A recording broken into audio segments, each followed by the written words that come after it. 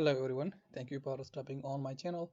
In this video, I would like to demonstrate another cool project or basic idea that I created. So I initialized a simple or a new Laravel 12 project, and this project is called Bookmark Management System, and I call it Bookie. You can see right here. So what we have here is a basic bookmarks management system, and I will demonstrate it in this video and then show you how you can use it and add more features on top of it and how you can create a SaaS product from it.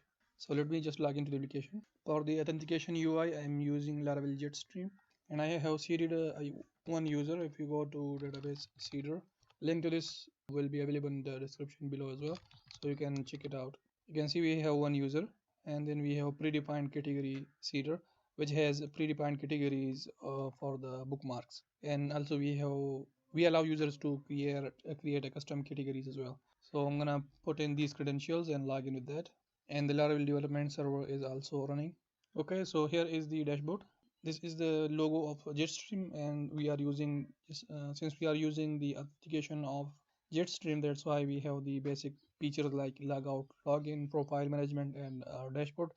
So here we have the boogie bookmarks management system, and we are currently having only the dashboard page with the following routes. If I go to web.php, we have dashboard. We can create new bookmark. We can delete, we can add a bookmark to priorities, and we can unfavorite the bookmark. So which is the dashboard page. We can create a new bookmark. When creating a new bookmark, we allow title, URL, and description and category, but the only thing is required is the URL. So let's say if I enter this URL and click on create bookmark, it should create that bookmark and redirect me to the dashboard. So you can see we have that bookmark right here. Now we can add like a detail page, and so far we have delete bookmark and favorite, add bookmark to favorite. So let's say I'm going to add this to favorite, and you can see that that new bookmark that we just created is added to the default category because we didn't added or selected category, but here in the favorite bookmarks we can see that it's added right here. And also we can delete a bookmark. Let's say I want to delete this one, and we can see that it has been deleted. Now let's create a bookmark with the title and category. So let's say testing. For the URL, we will enter the same URL, but just put something so that we can recognize it.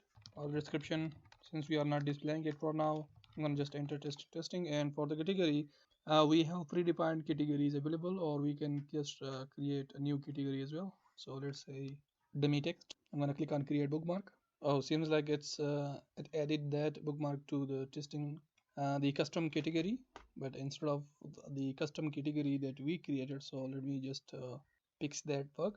For the text stack, we are using Laravel along with the components that comes along with the Jetstream. So you can see here x-app layout, and all these components you will find them right here under the views components folder. Okay, so let's create a new bookmark. Let's say research A, the same URL, let's just customize it.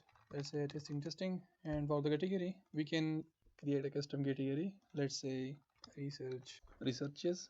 I'm gonna click on create bookmark, and you can see that a new bookmark is created under the new category, that is researches and research A.